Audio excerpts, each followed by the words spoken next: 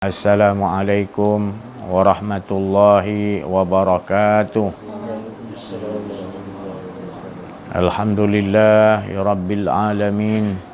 Al-mukasyafa ghaibul lil fuqara ila siratin mustaqim. Fafahamnaha Sulaiman wa kullan ataina hukman wa ilma wa saharna ma'a Dawudal jibala yusabbihna wa tayra wa kunna fa'ilin.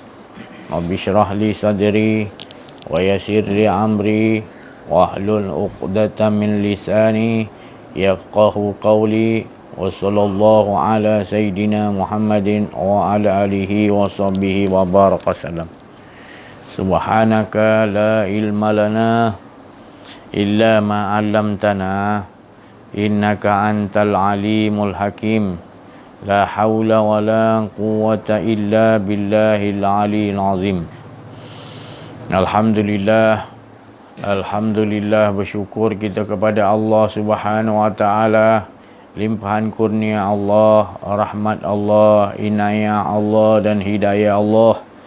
Allah memberikan kita berbagai-bagai nikmat yang besar, dan terutama nikmat yang paling besar, kita merasakan hidup ini adalah hak Allah Subhanahu wa taala. Kita benar-benar meyakini, mengimani bahawa hidup ini adalah hak Allah Subhanahu wa taala. Dan kita bersedia, kita ni merasakan kita tidak ada ataupun mati. Kita ni tak ada. Bersedia untuk merasakan kita ni sebenarnya tidak ada. Maka itu Rasulullah sallallahu alaihi wasallam memperingatkan kita selalu banyak-banyak mengingati mati. Banyak-banyak mengingati mati, kerana dengan banyak mengingati mati bahawasanya barulah datang kesucian. Kesucian tu adalah bila kita merasakan banyak mati, maka kita merasakan yang hidup hanya Allah. Maka kita akan hilang sifat-sifat riak, takbur, sombong, ujub dan sifat-sifat mazumah yang lain, sifat-sifat yang tercela yang lain. Tapi apabila kita susah nak mengingati mati, maka akan timbul satu penyakit dipanggil hubbud dunia. Terlalu sangat menyintai kepada dunia dan takut mati. Ini kalau dah berlaku, maka diri kita ini akan rasa seolah-olah tidak cukup. Walaupun dibagi gunung menjadi emas sekalipun, orang yang hubud dunia ni, cinta pada dunia ni, dia takut pada mati, mereka ni tidak akan rasa puas, dan mereka ini berpenyakit. Penyakitnya bahaya, tidak merasa cukup. Padahal dia lebih cukup daripada orang lain, tapi hati dia berdapat penyakit, dia tetap rasa tak cukup. Bila bekerja tu bagus, dapat 1,000, dia nak 2,000. Dah dapat 2,000, kalau 3,000 kan bagus. Dia situ. Dia bukan rasa dia ada usaha, ikhtiar, dah doa, dia tawakal, berapa dapat 1,000, Alhamdulillah. Ada orang tu lagi 500. Dia sifat qanaah, iaitu merasa cukup dan puas setelah berusaha, berikhtiar, berdoa, bertawakal. Dia berbeza dengan orang tadi yang dia merasa dirinya tadi bersifat hubbud dunia. Dia berpenyakit. Jadi hubbud dunia ni dia ada di dalam diri kita. Bukan mana kita menunjuk orang, mana diri kita ni. Kalaupun kita mementingkan hawa nafsu kita pun tu termasuk hubud dunia. Cinta selain daripada Allah tu mana hubud? Maknanya kalau betul-betul hanya Allah betul-betul kita nak dudukkan. Kalau kita tak memproses, kita tak berperang atau tak mengistiharkan bahawanya kita harus perang sifat-sifat tu tadi. Sifat yang dikatakan tadi tidak merasa cukup, iaitu hubud dunia. Dia sampai bila pun kita takkan puas. Penyakit tu makin lama makin nanti berpenyakit merebak. Kalau dibiarkan nanti lagi cinta dunia. lagi ujung nyawa kita nak dekat kepada apa, menghampiri kepada sakaratul maut, kematian, lagi kita tak sedar, lagi kita lupa, kita lagi nak kejar dunia. Kejar dunia tu tak apa, maknanya kejar dunia dengan sampai melalaikan Allah. Maknanya dalam kita mencari rezeki, kita masih ingat Allah. Ini dalam mencari rezeki, dia lupa pada Allah. Dia rasa dia kena berusaha banyak-banyak mensimpan duit. Macam-macam dia punya ingatan dalam diri dia, bahawasanya dengan aku kumpul duit banyak ni tadi, aku kumpul harta banyak ni akan menyelamatkan aku. Dia punya pemikiran tu dah tersilap. Jadi kita tidak gitu. Hala tujuan kita adalah jadi bagi tahu, wa ila rabbika farghab. Hala tuju kita, macam mana pun hebat dunia ni datang kepada kita, ibaratnya macam apa, istana Nabi Sulaiman dah datang kepada kita, tetap kita mengala tujukan Allah lebih besar lagi. Walal akhiratu khairun laka minal ula. Sesungguhnya akhirat tu lebih daripada sekarang, daripada apa pun. Mana akhirat tu maknanya Allah Ta'ala tu lebih baik, khairun laka minal ula. Apa pun yang terjadi sini, yang ada hebatnya sekarang ni, ula, tetap tak hebat macam mana kita nakkan Allah. Jadi semalam diceritakan macam mana kita nak betul-betul dapatkan Allah Subhanahu Wa Taala, tak ada jalan lain. Harus dengan tauhid. Tauhid tu maknanya dengan jalan cinta. Iaitu mengenal diri, mengenal Allah. Kalau tak kenal diri, maka tak cinta. Bila kita kenal diri kita, bahawa diri kita ni adalah hak Allah Subhanahu Wa Taala, bukan hak kita, maka kita tahu siapa yang punya hak, kita akan cinta dengan dia. Sebab kita belum ada apa-apa pun disebut. Sebelum kita ada ni, kita pun tak ada disebut apa-apa. Jadi bila dimasukkan roh, kita rasa kita pula ada. Padahal roh tu adalah urusan rahsia Allah. Maka kita ni menanggung rahsia Allah. Jadi ibaratnya tadi, kalau robot tu tak ada bateri, macam mana nak gerak? Jadi bateri dia adalah roh. Dan roh tu daripada siapa? Urusan rahsia Allah. Maka tu kita jangan menyangka bila dimasuk roh kita rasa kita berpunya. Bila masuk roh, maka kita kena faham kita menjalankan apa yang ada dalam chip, apa ni, macam handphone tu ada chip dia dah, semua dah ada data-data daripada rahsia Allah, apa yang nak kita disuruh sampaikan, apa ni, hadis. Jadi beruntung kalau kita kenal diri, kenal Allah, kita tahu hala tuju kita. Kita tak jadi manusia yang menutupi. Menutupi itu kufar, kafir, engkar. Engkar tu macam mana? Kita tak punya hidup, kita rasa kita punya hidup. Tu kufar lah tu, kafir lah tu. Berat sangat tu. Sampai tak kenal Tuhan. Allah tu sendiri yang menggerakkan kita, menghidupkan kita, memberi pendengaran, memberi penglihatan. Satu apa pun kita tak ada. Kemudian tu kita gunakan, kita pinjam, dia bagi, tadi kita rasa kita punya. Pelik tak? Jadi pelik lah. Jadi itu yang berlaku dalam kehidupan kita bila kita tak menuntut ilmu yang Rasulullah sendiri dapatkan tu dulu. Ilmu tauhid, ilmu mengenal Allah tu dulu, dan ajarkan pada umat yang terdahulu zaman Rasulullah SAW. Tak lain, diajarkan 13 tahun tu tauhid dulu, mengenal Allah dulu. Jadi kita taklukkan kita mengenal Allah, maknanya mengenal diri. Wa fi'am fusikum afalah. Tengok dalam diri kita ni, takluk dia nak kenal.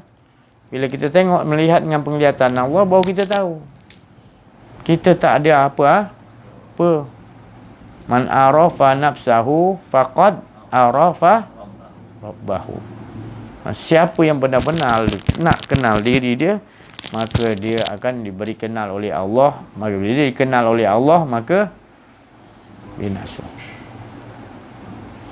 Dialah yang kenal Tuhan dia bila binasa. Tapi kalau masih ada rasa diri, maksudnya kita tak kenal lagi tu. Ataupun kita menutupi. Kita masih lagi nak rasa ada kita lagi. Ada dia, ada kita. Kadang-kadang ada wujud sekali dua pula. Tu tadi. Kita ada, di Allah pun ada. Jadi aku sembah pada Allah Ta'ala. Jadi Allah duduk dan diam, aku sembah dia. Dia rasa begitu.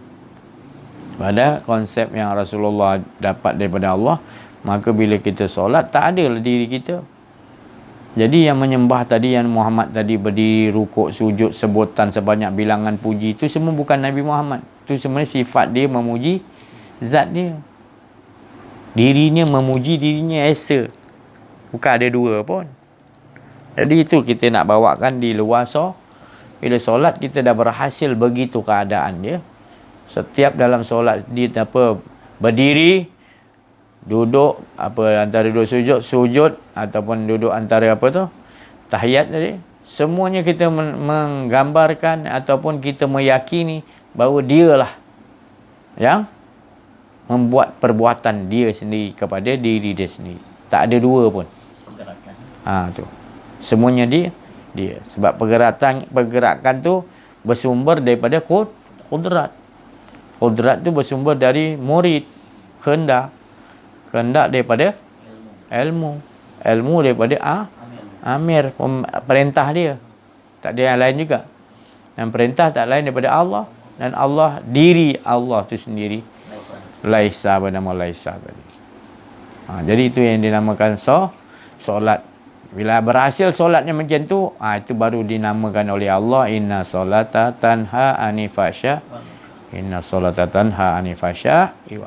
Dia dapat mencegah perbuatan keji dan mungkar. Dalam solat aja dia tak. Keji mungkar tu maknanya merasa ada di diri. Syirik. Dia tak ada dah perkara tu. Keji tu samalah. Perbuatan yang tak disukai oleh Allah. Apa dia? Kita rasa ada kita, tu masih lagi keji. Munafik tu dia pura-pura depan orang ramai tunjuk baik, belakang dia ingat Allah hanya sedikit. Ada apa? Jadi begitulah kehidupan kita sekarang ni. Kita menyaksikan pengakhir zaman, manusia-manusia yang lebih teruk daripada binatang. Apakah jenis manusia yang balhum kal an'am, bahkan mereka lebih teruk daripada binatang ternak. Surah Al-A'raf Allah Ta'ala 176 dia kata. Mereka ni jadi kerak api neraka Jahanam paling teruk. Banyakkannya adalah mereka ada hati di golongan-golongan orang yang munafik ni. Dia lebih teruk daripada orang kafir. Dia dalangan golongan orang Islam, orang munafik ni. Bahaya lagi daripada orang kafir kita kenal. Dia akan dapat balasan daripada Allah. Tapi munafik ni tersembunyi. Tu tadi. Dia dengan kita tengok dia baik, dia kalau solat belakang Rasulullah SAW. Kalau solat berjemaah. Orang munafik tu. Penipu ni tadi. Tapi Rasulullah kenal, sahabat tahu. Tak boleh dibuat bincang orang munafik tak boleh buat bincang mesyuarat, tak boleh. Tu. Kerana dia akan bocorkan rahsia-rahsia. Ni begitu berlaku sekarang ni. Kita tengok banyak dah jadi munafik. Lebih banyak orang munafik. Orang munafik ni saya gelarkan dia makna manusia Dajjal, manusia Ya'jud Ma'jud. Kalau saya punya dan bahaya lagi Ya'jud yang berpakaikan ilmu ulama-ulama orang alim yang suk, yang menipu, yang ulama suk lah, terlalu banyak. Tumbuh daripada tu ulama-ulama suk terlalu banyak. Suk tu maknanya su'ul khatimah, maknanya buruk. Suk, perangai buruk. Dia pura-pura aja. Tu. Padahal dia dengan Allah dia tak takut. Dia sanggup jual agama dia. Ilmu dia banyak. Ulama kan, ilmu dia banyak. Tahu haram tu tak betul, tapi dia Ada bab-bab dia, kalau dia berdampingan dengan raja atau menteri, dia akan ikut. Tak betul pun dia boleh adjust. Tapi kalau ulama Rabbani yang betul-betul ketuhanan, yang kenal diri, kenal Allah, dia tak boleh kau nak apa, bentikan aku jadi mufti ke ulama ke, aku tak kisah. Yang penting aku kena cakap yang benar. Tapi ulama sok ni dia tak. Dia akan cari hadis-hadis, ayat-ayat Allah untuk menenangkan, merosakkan. Padahal hadis tu tak sesuai untuk, tapi dia olahkan sendiri. Dia cari jalan untuk menenangkan raja tu, menenangkan menteri tu, menenangkan siapa-siapa yang tu. Ni kita menghadapi era yang begini ya. Jadi tak boleh nak kita kata, oh, ngapa tak hidupkan aku di zaman Rasulullah, tak.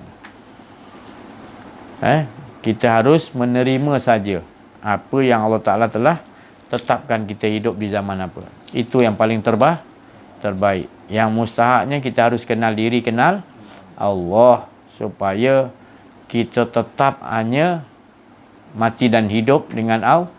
Inna salati wa nusuki wa mahayaya wa mamati lillahi rabbil, kerana Allah. Solatku, ibadahku, hidupku, matiku. Jadi kita kena pegang tu. Iftitah kita dengan Allah SWT. Allah ajar kita supaya pegang tu. Semua semata-mata hidup ke, mati ke, solat ke, ibadah ke, 24 jam tetap lillahi ta'ala, bukan untuk selain daripada itu. 24 jam lillahi ta'ala. Lillahi ta'ala tu makna bukan kedirian kita. Lillahi ta'ala tu maknanya billah, di sisi dia aja, billah. Lillahi ta'ala, billah. Dia akan mengalir kepada untuk meleburkan, tak ada kita. Setiap apa ibadah 24 jam kita rasakan semua hak Allah SWT. Sebab kita tak punya apa, hidup, kodrat, iradat, kehendak, apa lagi? Semua pentadbiran, ilmu apa semua hak di kita. Tapi kalau tak mengaji ilmu mengenal diri, mengenal Allah, payahlah nak cakap. Dia masih nak rasa ada di diri. Keyakinan dia tu tetap, dia kata aku ada, Allah pun ada. Sebab tu Allah suruh aku sembah dia. Memanglah Allah bagi tahu, dia suruh kita, aku jadikan jin dan manusia untuk beribadah kepada Allah. Tapi dia ingat menyembah tadi, dia ingat dia menyembah Allah di depan, dia sembah Allah. Pasal perkataan dia dah sembah, bukan ibadah. Ibadah maknanya solat, ibadah menyambung, nadakan tak ada diri kita. Jadi sepanjang solat tu semua hak dia, berdiri, rukuk semua dia dengan dia, asyik dengan dia. Indahnya tadi bila kita solat, bila kita faham, kita yakin Allah pasti terima. Sebab apa? Bukan kita yang buat, dia yang menyembah diri, sifatnya menyembah pada dirinya sendiri. Tu. Jadi kita dah yakin kat situ, selepas solat terbawa-bawa, dapat mencegah perbuatan keji dan mungkar. Seperti yang dalam solat kita tak merasa ada diri kita, di luar solat akan terbawa kita nampak sekalian ni semua hak Allah. Semua ni tak ada daya upaya. Kalau kita nampak mereka ada daya upaya, itu bersumber daripada kursiyuhus sama, kerajaan yang Allah bagi, mulk yang dia bagi, arahan daripada pemerintahan Allah, amir, tak lain daripada dirinya untuk ditajalikan dia lah tu. Tak? Tu. Yang baik, yang buruk, apa saja pun semua, itu semua daripada Allah yang nak menyatakan dirinya. Kalau kita tak mengaji ni, kita mana boleh, yang buruk kita lah. Memanglah engkau cakap engkau yang buat yang buruk tu, tapi sebenarnya dia tu Adam tadi. Adam tu tadi bila dia lakukan itu, memanglah dia kata dia telah zalim pada dirinya sendiri. Tapi Allah tu dah nyusun dah dia akan melakukan benda tu. Jadi susunan tu tadi yang saya maksudkan. Cerita dia mesti begitu. Adam mesti mengakui kesalahan. Tapi skrip tu siapa yang kena faham lah, skrip tu siapa yang Siapa yang buat? Allah lah. Di sini, di sini. Itu pasal abang cakap duduk dekat sini. Dia cakap. Duduk elok tu. Begitulah keadaan dia. Ya, kita menghadapi manusia yang mereka ni balhum kal an'am. Ya. Mereka adalah manusia-manusia yang bersifat dia nak bunuh orang je. Dia fikir mata satu Dajjal. Maknanya dia fikir tak peduli, dia tak nampak Allah dah. Dia nafsu dia. Lepas tu dia makin buas dimaksudkan tadi lebih teruk daripada binatang. Maknanya binatang pun sayang anak kan. Ini sanggup bunuh anak, sanggup bunuh, kumpulkan orang, bunuh ramai-ramai. Jadi manusia yang gila-gila sangat dah maknanya. Manusia ini, ya Allah, kalau dia dah sampai tahapan dia, ya, lebih teruk daripada tak ada peri kemanusiaan langsung. Dia sanggup. Itu yang cerita apa, Hiroshima, Nagasaki yang kena itu jenis manusia yang tu, yang lebih teruk daripada binatang. Berapa ratus ribu mati? Dekat sejuta kan? Tu. Bom nama dia bom atom apa? Nuklear kan. Subhanallah. Berapa sebiji harga tu? Berapa biji dia taburkan tu? Banyak kan? Terbang dia hantar kan, kelip mati. Sekarang ni lagi canggih, tak payah hantar kapal terbang. So 10 saat sampai 1000 kilometer sejam. Ya, 1000 kilometer sejam, maknanya laju, kelajuan dia hantar. Tahu-tahu sampai dia, tak payah kapal terbang. Kalau tidak, nampak kapal terbang buat bom, boleh lari tak? Ni tak ada kapal terbang tak. Tahu-tahu sup sampai. Tengok ada apa Israel kan? Sup 5 saat dia sampai dah. Hancur dah bangunan tu. Tu dia belum hantar lagi yang jenis gila-gila punya tu. Dia buat bom yang gila-gila punya. Dia letupkan satu negeri Selangor ni, badarai habis dah. Hancur lumat. Tu yang maksud Allah Ta'ala tu, lebih teruk daripada dia sanggup, dia kata alasan dia manusia ramai sangat, susah kita nak kontrol, kita mati kan. Macam tu bodoh jadi pemikiran dia jadi macam tu sekali. Tapi ada Allah tu menciptakan, ada sampai ke tahapan gitu untuk Allah Ta'ala uji kita. Jadi kita macam mana menghadapi era tu, tetap juga kita dengan Allah juga. Tetap juga kita nampak mereka hanya menggunakan kuasa Allah. Apa pun semua dia ciptakan tu, dia hantar tu semua atas izin. Kalau Allah tak izinkan, tetap juga kalau dia menentang orang-orang ahli Allah, tetap macam dia menentang Nabi. Dan Allah istiharkan perang juga. Dia jangan nampak kita akhir zaman ni orang-orang sikit sangat orang betul-betul ke jalan Allah ni. Boleh ke hadapi? Kalau Allah nakkan tadi. Contohnya Allah akan utus. Dia utus Imam Mahdi dengan Nabi Isa. Jadi jangan sampai kita tak bersama dengan Imam Mahdi dengan Nabi Isa. Kita kena bersama dengannya. Ya Pak Haji? Kita kena berjuang. Kalaupun dia ada kat mana jauh pun, kita merangkak kat lautan api pun kita kena merangkak juga untuk pergi jumpa lautan salji ke apa benda ke, susah sekali, kena merangkak niat kita nak pergi, ataupun jarak jauh kita tetap mengikutkan dia tu. Jadi gitulah keadaan kita menghadapinya, dengan keadaan tetap juga inna solati wa nusuki wa mahayaya wa mamati lillah. Tetap jangan lari pada tajuk kita, iaitu tetap kita dengan Allah Subhanahu Wa Taala. Biar kita mati dalam keadaan lillahi ta'ala, mentauhidkan Allah. Mati tetap mati, tapi mati kita biar mulia, mati dalam keadaan berjuang di jalan Allah memegang tetap juga. Kita tak nak ikut kebatilan. Tu macam Bilal bin Rabah. Dia buat macam mana pun tetap ahadun ahad. Ahad.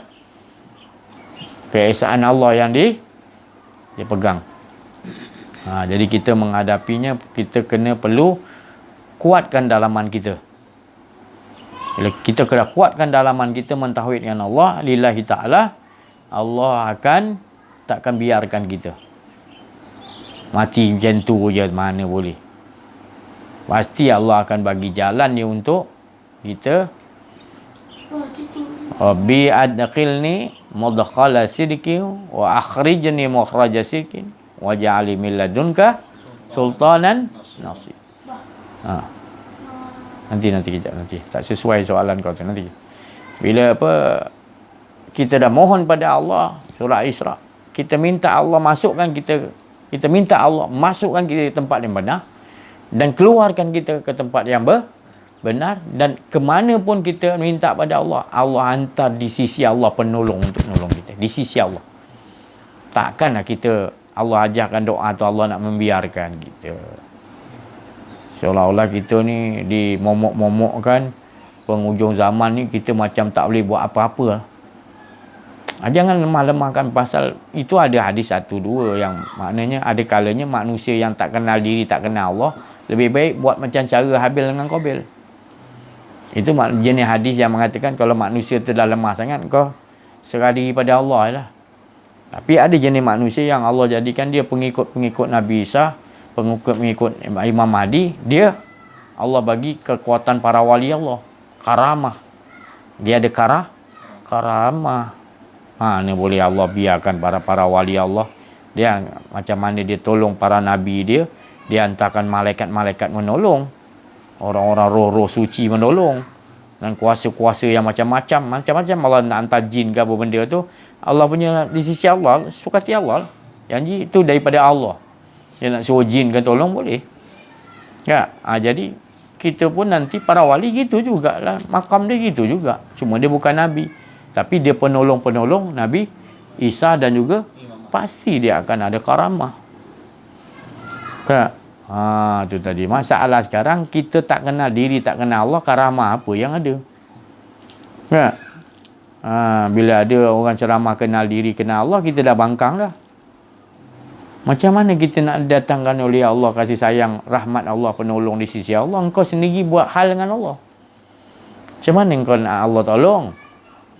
Kau canggih macam mana pun alat yang kau ada pun, kau takkan boleh ditolong oleh Allah. Bila tak ditolong Allah, mana ngeda kau menang? Kau buat canggih macam mana? Kau nak lawan kekuasaan Allah.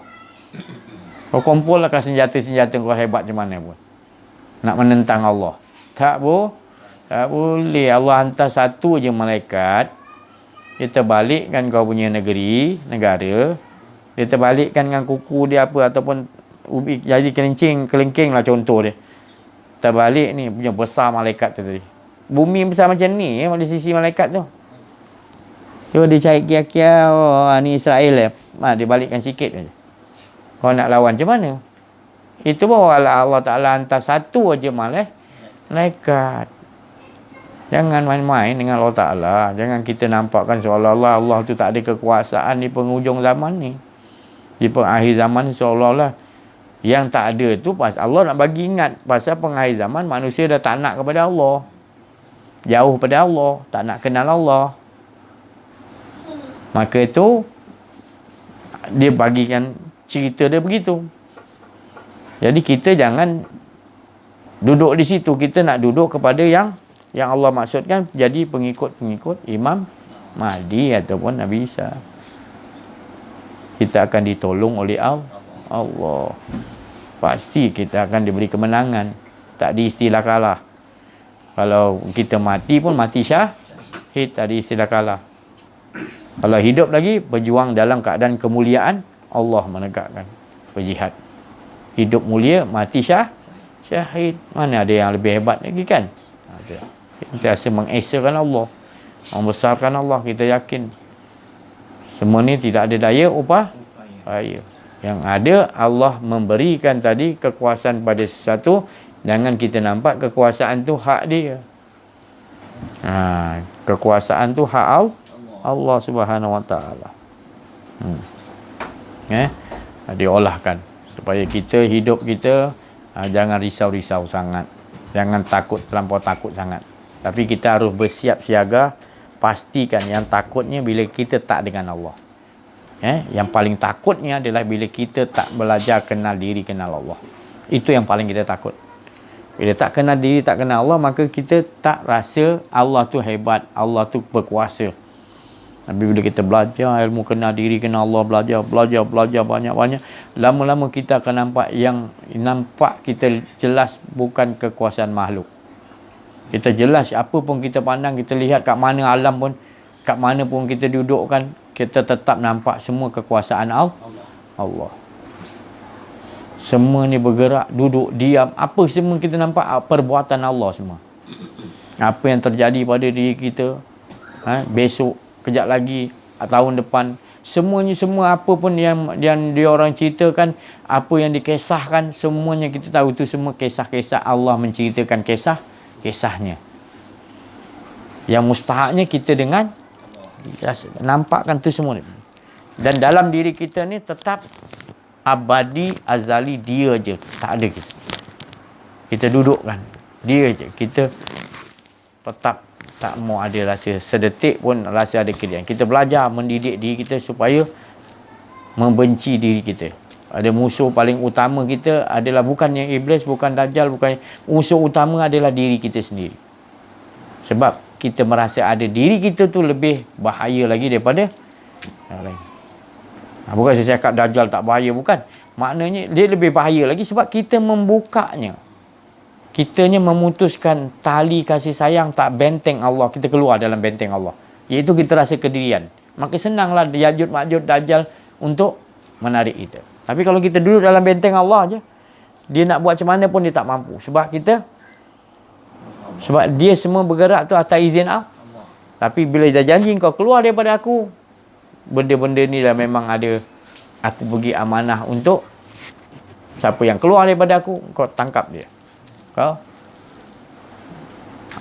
bersyarikatlah dengan dia. Jadi itu cara maknanya Allah tu tunjukkan bukan Allah nak zalim kita, Allah tu sayang kita. Maka tu dia kata jangan putuskan tali, jangan kau bercerai-berai dengan aku. Putuskan, jangan putuskan. Sentiasa merasakan dia je. Kau rasa ada diri lagi, mana kau telah putuskan tali kau dengan nikmat kau dengan aku, maka engkau akan berada di dalam innal insana lafil, dalam kerugian hidup kau tadi. Apa pun kau buat semuanya tak seronok, tak dapat kepuasan yang sebenar-benar. Semalam dah diceritakan kepuasan sebenar adalah wa amma bi ni'mati rabbika fahah, iaitu kita merasakan betul-betul tenggelam dengan Allah hingga tak ada diri kita. Nikmat dengan Allah, tenggelam hingga tak ada diri kita. Seperti Rasulullah Isra Mi'raj yang diceritakan, tenggelam, tak ada. Maka di situlah kita mengetahui bila kita ni tak ada, barulah itu sebenar-benar nikmat. Jadi kita nampak seluruh sekian alam ni adalah pentadbiran Allah. Pentakdiran Allah. Jadi kita tak risau. Kita nampak nak jadi Dajjal nak keluar, Ya'juj Ma'juj nak keluar, itu semua atas kisah-kisah yang Allah nak ceritakan, kisah daripada Allah. Allah ada risau ke Dajjal dengan Ya'juj Ma'juj? Ada tak? Ada. Allah. Bila kita dah duduk dengan Allah, kita pun sama je, tak ada risau. Sebab itu semua atas izin Allah. Dia melaksanakan skrip-skrip yang Allah iblis ke Allah ke iblis ada skrip yang lain bagi kat dia, so buat daripada amir yang lain, pemerintahan lain. Tak, semua daripada pemerintahan Allah. Jadi itulah kita kena mengaji, mengenal diri, mengenal Allah ni, baru kita tahu hidup kita adalah bahagia dengan Allah. Tetap akan berlaku apa pun yang telah ditetapkan oleh Allah. Tetapi yang mustahaknya kita tak risau adalah kita sentiasa mutmain, tenang, irji'i ilah, sentiasa dengan Rabbika, Tuhan kita. Nanti kita nak berlaku zaman apa Fir'aun dengan Nabi Musa pun mengerikan juga. Nabi Musa nak menghadapi Fir'aun tu. Ada Dajjal dia juga tu, ada Ya'juj Ma'juj, ada iblis dia juga tu. Jadi kita pun ada juga Dajjal dia, Ya'juj Ma'juj sama dia orang pun. Dajjal dia berbentuk Fir'aun tu. Berbentuk iblis dia berbentuk Fir'aun tadi. Itu tadi. Jadi sama je. Jadi yang bila kita tak kenal diri, tak kenal Allah, tu yang kita rasa lain. Kita nampak ada beza-beza. Tu kata. Itu dah orang wali Allah, dia peringkat dah cinta kepada Allah, dia dah tak nampak antara baik dan buruk, benar dan salah. Dia dah tak. Dia kata dia duduk pertengahan. Maknanya ni benar, ni salah. Dia tak duduk kat benar, dia tak duduk kat, dia duduk tengah-tengah. Sederhana dia panggil. Macam mana tu nak buat? Tu bukan senang. Sebab dia kata antara kedua ni, benar dengan sempadan antara dengan wabainakum wabainahum, antara keduanya, benar dengan salah tu, di tengah-tengah tu ada taman yang sangat indah. Dia kata bagi orang yang asyik dengan Allah, yang kenal kepada Allah. Kerana dia tak nak duduk antara benar dan dia nak duduk dengan siapa yang mentajalikan benar dan sah. Itu maksud dia duduk tengah-tengah. Itu maksud Rasulullah, sederhanalah kamu. Maknanya dia senantiasa dengan Allah. Jadi apa pun yang dia nyatakan benar dengan salah, dia tak mau duduk kat benar tu. Makanya bukan dia buat tak benar, bukan dia buat tak benar. Tetapi kalau dia duduk kat benar, nanti dia rasa dia benar, ada orang salah. Mereka tak tenteram juga. Dia dah dapat keputusan dia. Jadi dia duduk kat salah tadi, maknanya dia bukan nak tak salah, tapi dia tahu ini adalah nak menunjukkan dia kembali kepada Allah. Maknanya macam Nabi Adam, zalam mengakuan untuk kembali kepada Allah, maka dia duduk dengan Allah, tak?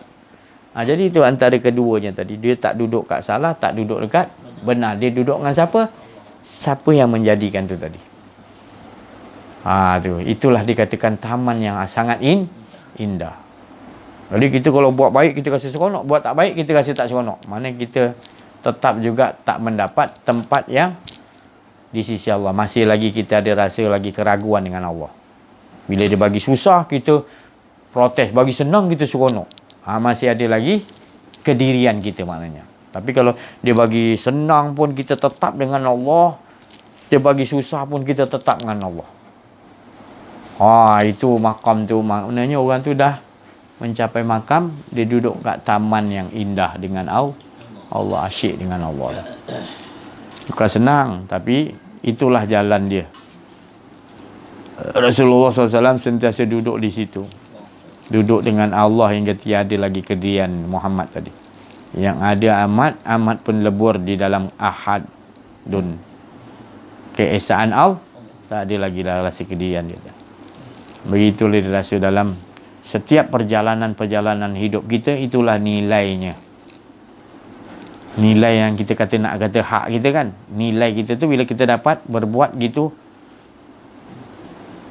ahsanu amalah. Bila kita rasakan kita bila buat baik, kita tak merasa kita buat baik. Kita bila lakukan satu kesalahan, kita menyerahkan kepada Allah sentiasa dengan Allah yang aku ini semua qada dan qadar, ketentuan kau ya Allah. Aku nak duduk dengan engkau. Apa yang kau suruh qadarkan, aku redha. Aku tak la haula wala quwwata. Aku tak mampu nak bergerak kelip mata aku, degup jantung aku pun aku tak mampu. Nak suruh fikir apa pun, semua engkau yang susun ya Allah. Untuk aku nak cakap sepatah perkataan pun semua engkau. Jadi hidup aku, inna solati wa nusuki wa mahmayaya wa mamati, betul-betul ya Allah engkau aja ya Allah. Solatku, hidup ibadahku, hidupku, matiku, semua 24 jam engkau aja. Tu nak diolahkan tu. Jadi kita belajar mengenal diri, baru kita boleh yakin kita kena olahkan. Bukan makna lulus, kita kena olahkan. Manajemenkan dalam diri kita betul-betul supaya tetap apa yang kita iftitahkan doa janji itu tadi, bahawa kita hanya dengan Allah SWT.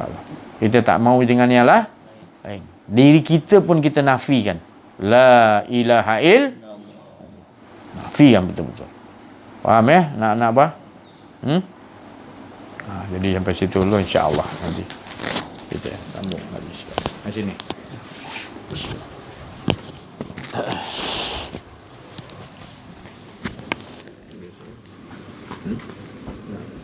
Bismillahirrahmanirrahim. Assalamualaikum warahmatullahi taala wabarakatuh. Yang paling mustahaknya ialah kita mengenal Allah.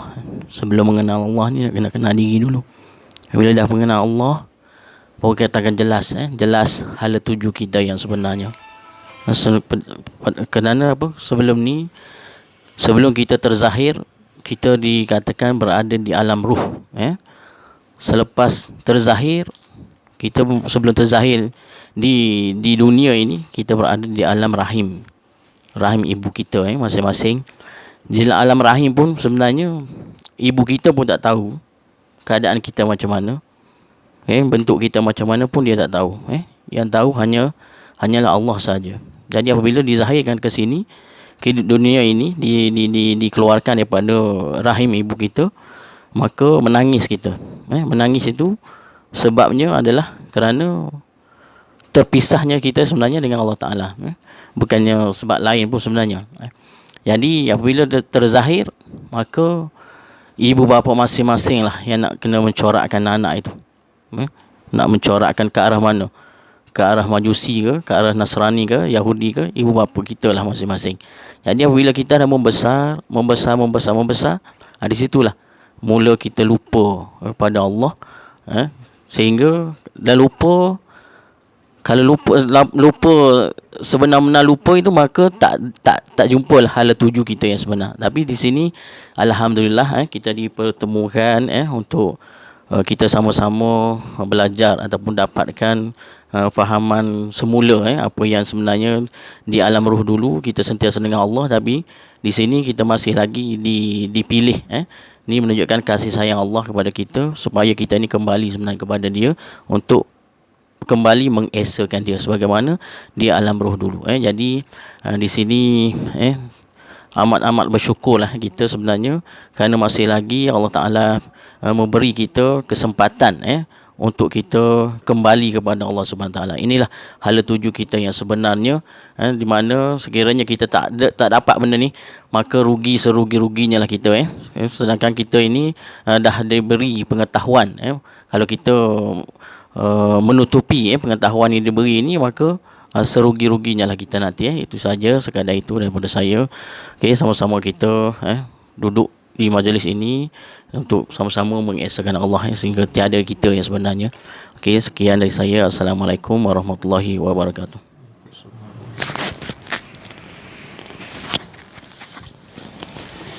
Assalamualaikum warahmatullahi wabarakatuh. Alhamdulillah, sedikit perkongsian daripada saya, insyaAllah. Yalah, dengan pelbagai tanda-tanda akhir zaman yang telah wujud sekeliling kita, itulah kita sama ada kita perasan ke tak, tanya pada diri kita. Sebab dah macam-macam Allah datangkan tanda-tanda supaya kita sedar kan. Dan memang janji Rasulullah tu memang dah betul, dah mula sedikit sebanyak terlaksana apa yang Rasulullah sebut. Tapi kadang-kadang kita lengah. Tu satu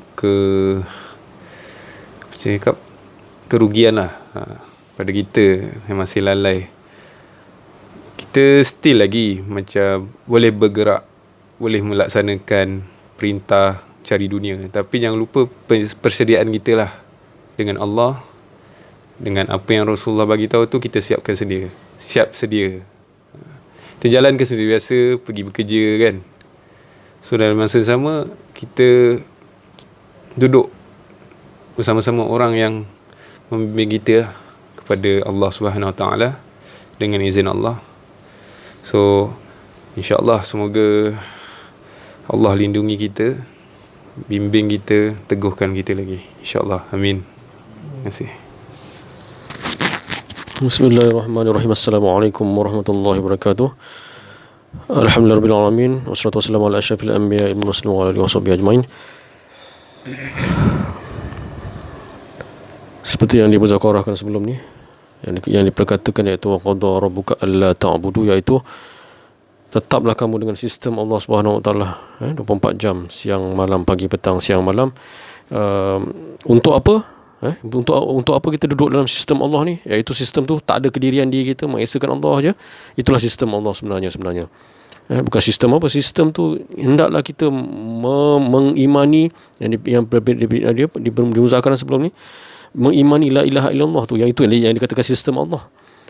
Jadi kalau kita tidak tetap wa qadha rabbuka alla ta'budu, Allah Taala dah bagi tahu dah benda tu.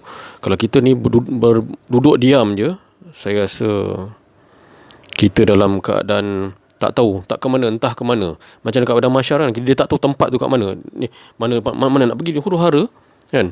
Itu padang mahsyar tu lagi dahsyat lagi. Ni dekat sini ni, yang dekat dunia yang sekarang ni, yang nyata sekarang ni, yang terkini sekarang ni, kalau kita tak duduk dalam sistem Allah, tak kenal diri, tak kenal Allah, maka wallahu alam lah, saya tak tahu nak cakap macam mana. Saya pun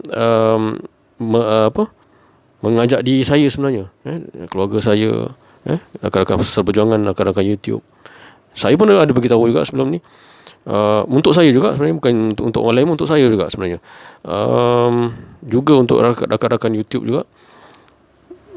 Tuan-tuan telah diperdengarkan oleh Allah Subhanahu Wa Taala sendiri, siaran YouTube ni. Sebab apa? Allah Ta'ala meletakkan kelemah lembutan di hati tu untuk mendengar benda ni. Itulah yang keberuntungan. Tapi saya juga mendoakan juga, yang mungkin yang belum dengar lagi, digerakkan oleh Allah Subhanahu Wa Taala untuk dilembutkan juga hati mendengar benda-benda macam ni. Jadi yang penyampai YouTube ni, Ustaz pun cakap, teruskan buat, teruskan olahkan dalam kehidupan harian. Tak perlu jumpa beliau, tak perlu. Dia suruh teruskan, yang mana jauh-jauh tu kan, teruskan. Jadi kita dalam keadaan masa yang singkat sekarang ni, saya pun tak nak cakap lebih-lebih juga kan. Kita banyak kita dengar tentang kemunculan Imam Mahdi ni, bagaimana dahsyatnya. Salah satunya iaitu, saya cerita sikit je sebenarnya. Tentera Syria yang jahat tu, daripada Syria tu, dia akan pergi melalui ini Ustaz Wadi Anwar dia cerita sikit, daripada situ terus sampai ke Madinah. Ada tempat Madinah tu, terus Allah Taala buka tenggelamkan tentera tu. Itu maknanya Ustaz Wadi Anwar tu dah bagi tahu dah benda tu, memang kemunculan Imam Mahdi tu memang nyata dalam masa terdekat. Wallahu alam. Saya harap kita sama-sama kita bersedia untuk mendekatkan diri kita kembali kepada Yang Maha Esa. Sekian daripada saya. Wabillahi taufiq wal hidayah. Wassalamualaikum warahmatullahi wabarakatuh. Bismillahirrahmanirrahim. Alhamdulillahirabbil alamin. Bersyukur kita kepada Allah Subhanahu taala. Kita sama-sama insya-Allah manfaatkan hidup kita ni dengan sentiasa mengesakan Allah. Tidak ada yang lebih bermanfaat, tidak ada lagi perkataan yang lebih mulia, yang lebih Allah Taala angkat darjat kita setinggi-tingginya adalah tidak lain melainkan kita mengesakan Allah. Dan tidak ada yang lebih manis melainkan orang yang benar-benar mentauhidkan Allah, mengesakan Allah betul-betul. Mereka ni yang hidupnya manis tiada pahit, kata Rasulullah SAW. Mereka ni yang tinggi tiada rendah, kata Rasulullah SAW. Yang mana dia sentiasa mengesakan Allah, dia tiada kedirian, dia tetap mentauhidkan ilahun wahid. InsyaAllah kita sama-sama terima kasih atas perhatian. Mohon maaf atas kesalahan kesilapan dalam saya menyampaikan, ada rasa kedirian saya minta maaf. Wa'afu minkum. Wabillahi taufiq wal hidayah. Assalamualaikum warahmatullahi wabarakatuh.